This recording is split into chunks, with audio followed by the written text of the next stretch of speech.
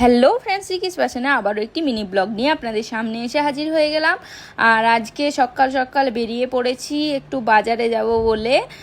এখানে জানেন তো একটু মানে একটু দূরে গেলে মানে একটু গ্রামের দিকে যদি যাওয়া যায় তো সেখানে অনেক কম দামে প্রচুর ফল পাওয়া যায়, সেইগুলোই আপনাদের সাথে আজকে শেয়ার করব। তো বেরিয়ে পড়েছি সকাল সকাল। আর এখানে তো অতটাও গরম নেই, আমাদের ওখানে যেমন ওয়েস্ট বেঙ্গলে যেরকম গরম, ব্যাঙ্গালোরে অতটাও গরম নেই। তো বেরিয়ে পড়েছি, একটু রোদ আছে।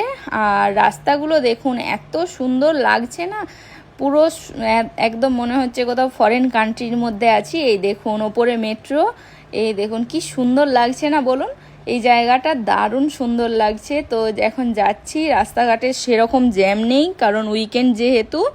আর আমরা সকাল সকালই বেরিয়ে গেছি, এই যে যাচ্ছি, গিয়ে দেখা যাক কিছু কিনতে পারি কি না। দারুণ দারুণ ফলের ঠেলা বসে, আপনাদের সাথে সমস্ত কিছু পার্ট বাই পার্ট শেয়ার করব। আর নেক্সট ব্লগের জন্য অবশ্যই কিন্তু আপনারা ওয়েট করে থাকবেন।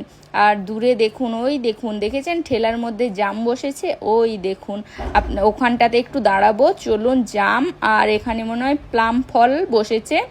তো গাড়িটাকে রেখে দিয়ে যাচ্ছি। এ দেখুন লালগুলো হচ্ছে আলু বোখরা যেগুলো বলে, আর পাম বলে এখানেতে। আর এইগুলো জাম, সবাই কিনছে। তো এখানে দাঁড়িয়ে গেলাম। আর কি বড় বড় জামের সাইজ দেখেছেন?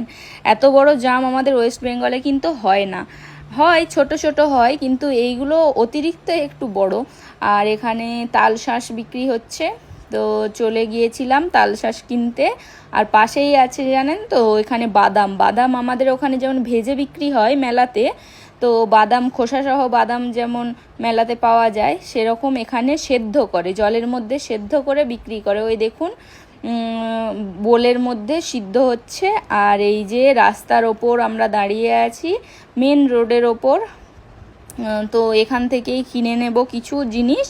তো দেখতে থাকুন আর নেক্সট ব্লগের জন্য ওয়েট করে থাকুন, আমরা কোথায় থেকে কি কি জিনিসগুলো কিনলাম।